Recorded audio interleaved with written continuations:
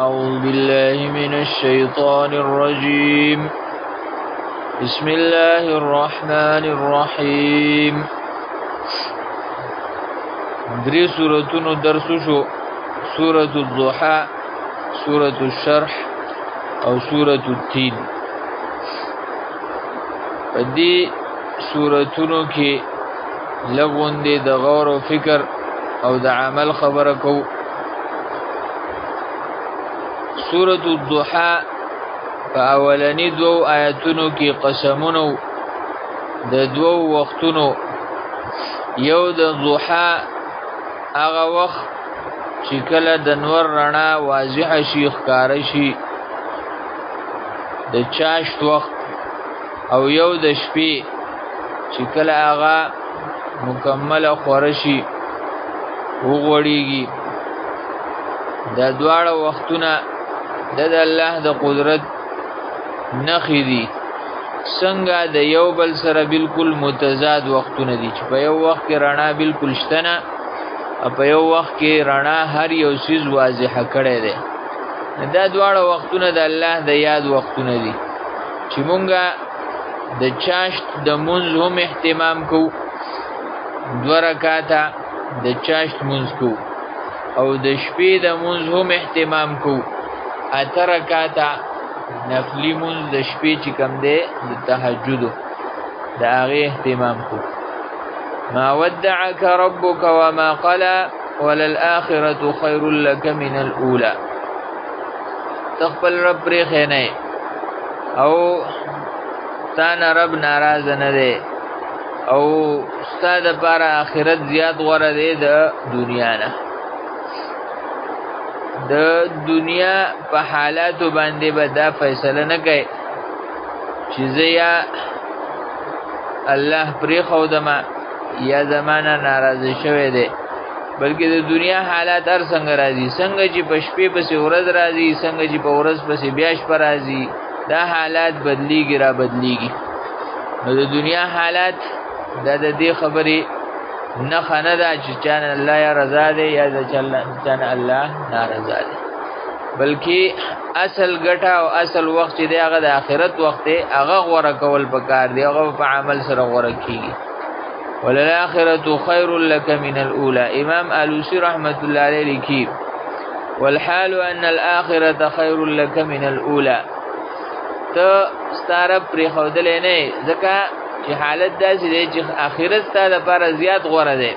وانت تختارها علیها. د دنیا په دې وخت باندې ته هغې له زیات توجه ورکوې، ته هغه غوره کړی دی. ومن حاله کذلک. او د کم سړي چې داسې حالات وي،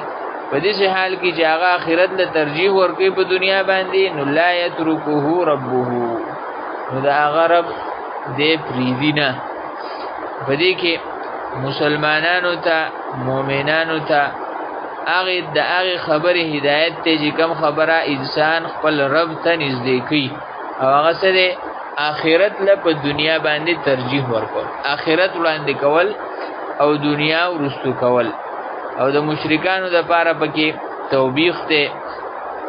زورنه ده، رټنه ده پکې چې هغوی دنیا مخکې کړې ده او آخرت یې وروستو کړی دی.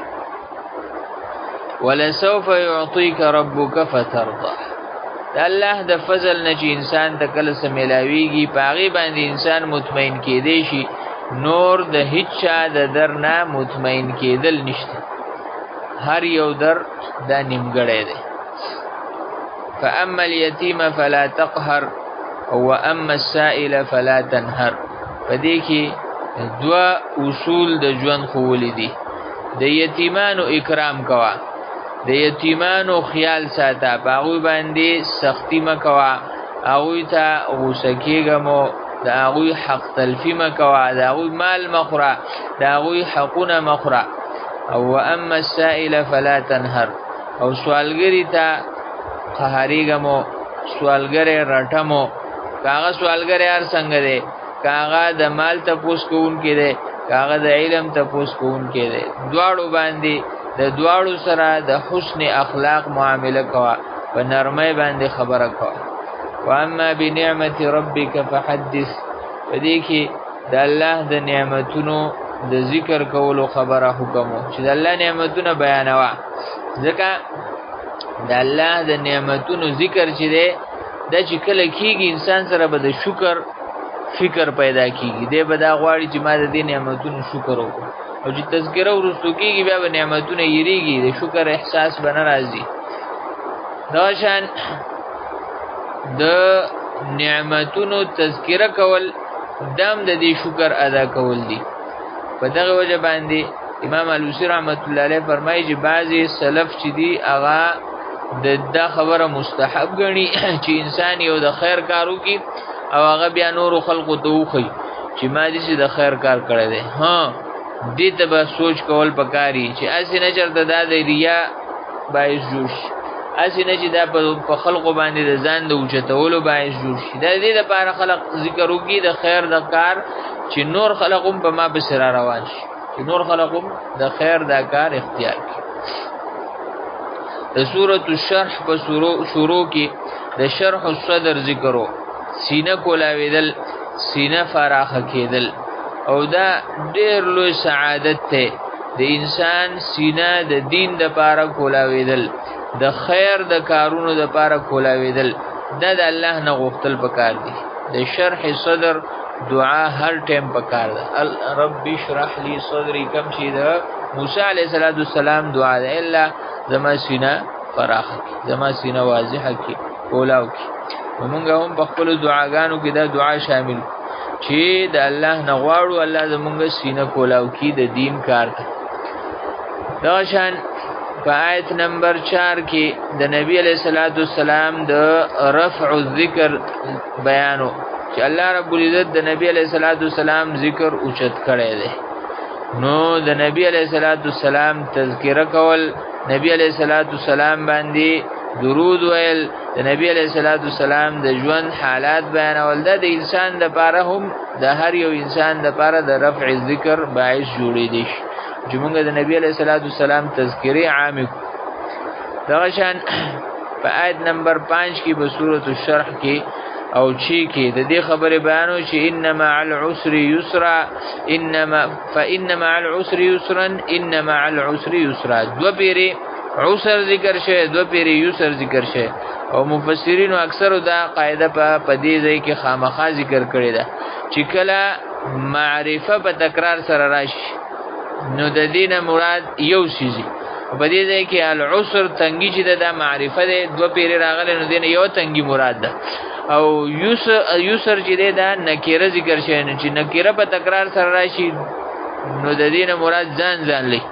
او دلته یسر اسانتیا په نکیره سره ذکر کړی دی نو په دې وجه باندې اسانی سیوا ده په دنیا په ژوند کې او عسر او تنګي پکې کوم د الله تر طرف الله رب عزت پس تنګي پسې اسانی راولي فاذا فرغت فانصب والى ربك فارغب فارغ اوقات چې دی مونږ د هغه خیال سات اسینه چرته فارغ اوقات مونږ د شیطان ملګرتیا کې واچي خپل فارغ اوقات د الله په عبادت کې تیر کو تلاوت کو ذکر کو او منځ کو او د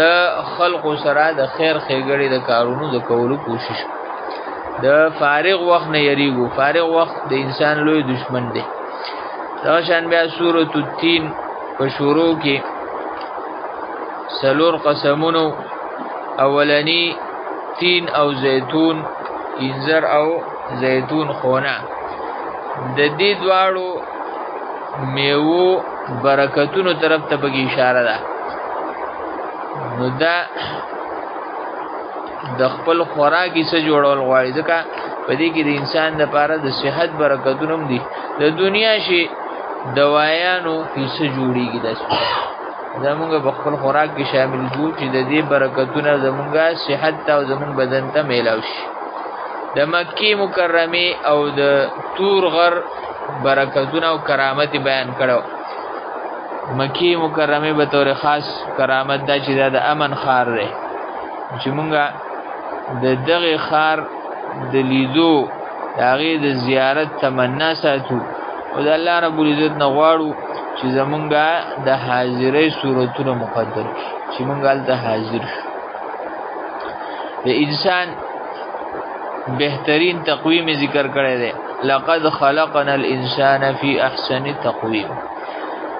امام قرطبی رحمت الله علیه لیکلی چې ابوبکر ابن طاهر وی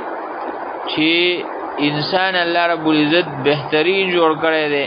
او دا بهترین حالت په وخت د شباب کې په ځوانۍ کې به ډېر واضحي چې عقل پوری په عقل باندې دی مزینی کار هر یو کولی شي او په ښه او ناکاره کې تمیز کوي بهترین قامتی بهترین په ولاړه باندې ګرځېدی شي او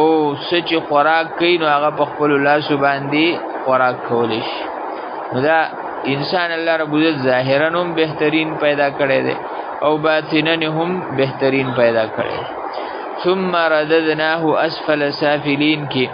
دې خبرې طرف ته اشاره ده چې انسان دې د الله فضل او احسان وګڼي او د دې شکر ادا کړي. کله داسې نه و انسانان بیا اسفل سافلین هم جوړیږي د زناورو نه هم لاندې شي د خپل عمل په وجه باندې او د خپل خوی په وجه باندې د زناورو نه لاندې درجې ته لاړ شي. چې مونږه د خپل رب شکر ادا کوو په دې باندې چې مونږه په احسن تقویم سره پیدا کړی. بیا د دې انسان چې الله رب العزت دله دا کرامت دا عزت ورکړی دی د دې حفاظت به بس کیږي